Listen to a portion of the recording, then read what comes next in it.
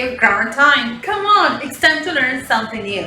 Right now, you and I, we're going to practice non-restrictive relative clauses. This is the topic today. Are you ready? Okay, let's see it. And here we are. Well, first of all, this is the topic today. Non-restrictive relative clauses. What is that? Well, you use those clauses to add information, right? This is not essential information, so you want to add something else just between of what you're saying. And of course, to add this information, you need commas, right? Commas. Well, what about the relative pronouns? Between commas, you're going to use the relative pronouns. You have three categories here. For example, for people, you can use who or whom. For possessions, you can use whose. And for things, you can use which. Don't forget it. But in this case, this is not essential information. You only want to add information about what you're saying. This is a non-restricted relative clause. Now, let's see the next generator. But first of all, come on, let's see this in full. And you can take some notes. Perfect. So please, remember, use them to get additional information. And you can use relative pronouns like who or whom, whose and which. Please don't forget to add extra information between commas. You always need commas. Come with me. All right, now let's see the generator. And here we are. Well, in this generator, we have three parts. First of all, the subject. You know what is a subject, right? A subject could be a person, an animal, or a thing, a pronoun, a noun, singular noun, plural noun, and we want to use whatever you want. After the the subject, you need the non-restrictive relative clause. Don't forget, this clause is between commas. Always use commas. And at the end, you can add a complement like a phrase. Let's see the first example here. We have Lady Gaga. Excellent, this is the subject. Lady Gaga. Now, what is the extra information between commas? Who sang at 9 p.m. Okay, this is extra, it's not essential.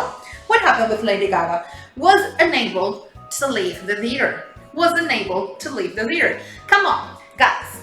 Lady Gaga, who sang at 9 p.m., was unable to leave the theater. So, can you see this non-restrictive relative clause? Who sang at 9 p.m. is the extra information. It's not essential. If I say only Lady Gaga wasn't able to leave the theater, that's all right. But if you want to add this extra information, you use the comma. Come on, let's see this in full. And now the second example. Miami, perfect. Miami is a subject, which is one of the most exciting cities in the world. Is an expensive place. Amazing. You are using or you are adding extra information using commas. Like you are talking about Miami, you use which. For Lady Gaga, you use who. What about the movie? Again, the movie is a theme, right? So look, the movie is playing at 9 p.m. Essential. What about adding something else? Okay, the movie, which is spectacular, is playing at 9 p.m. So can you see, you use this non-restrictive clause to add information, but this is not essential information. Keep in mind that. Now, something interesting. Hey, if you use a non-restrictive clause, don't use that in this case. Never that. Only you can use who, whom, which, or whose, but never that.